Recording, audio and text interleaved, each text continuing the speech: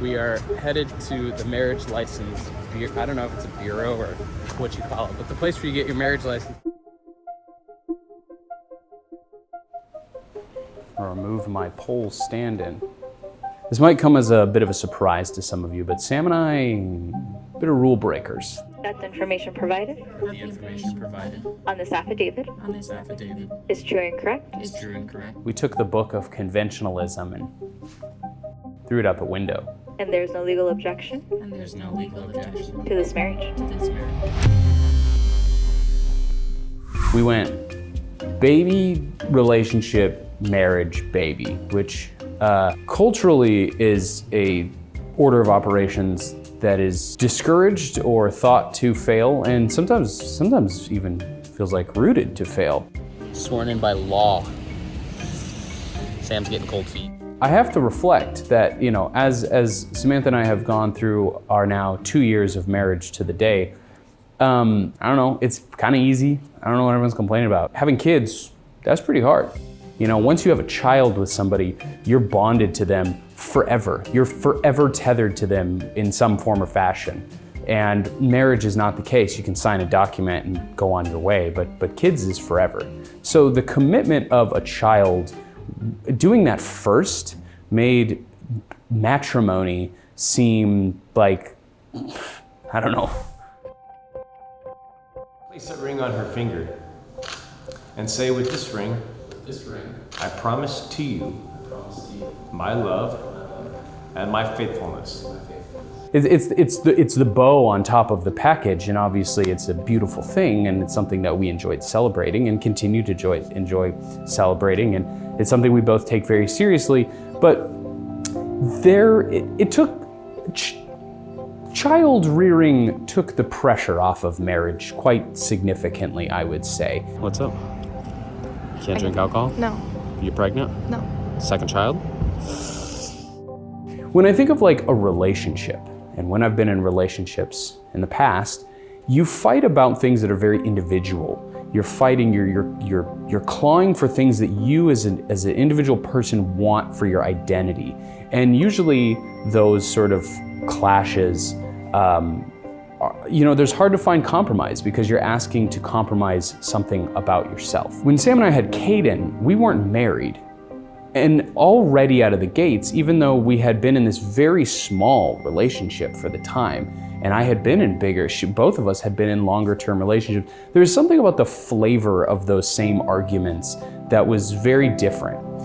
Instead of arguing about your own personal identity, now you're arguing more about this thing that you're doing together. You're having disagreements about this journey that you're on together. It's not really about the individual journey anymore. It's about your collective journey. It's about you together with this child. So you might think one thing's best for the child, but there's also a part of you that kind of doesn't know what you're doing.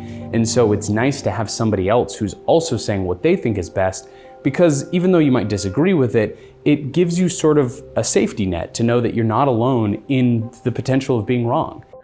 No. Yeah, Keller, you packed 3 pouches? Yeah, there's 3 pouches. There's You know, Samantha and I, we never really had our honeymoon phase. We never had an opportunity to know each other prior to being parents.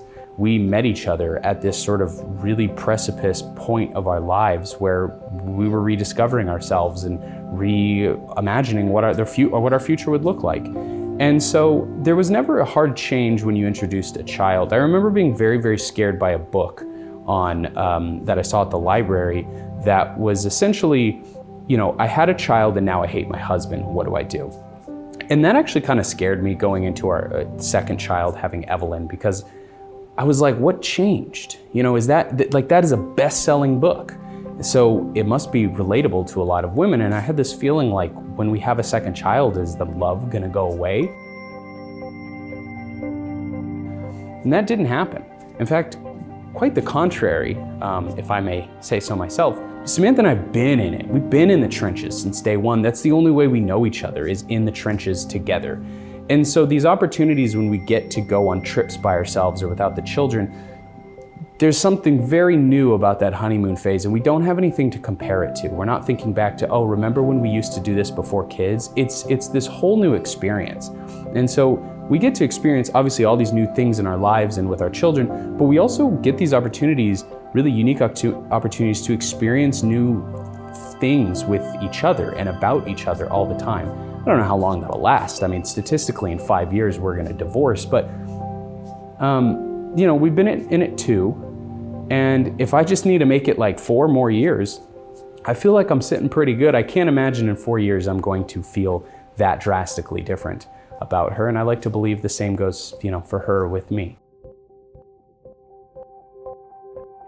This is just a continued opportunity to put this kind of stuff out there, because I think it's really scary when you are in a position like ourselves where you do things kind of against the grain. I think there is a lot of, you get a lot of social anxiety. You get really afraid of being judged. I think we still feel that to this day. Sometimes telling people about our story and how we met, you just know what it is. People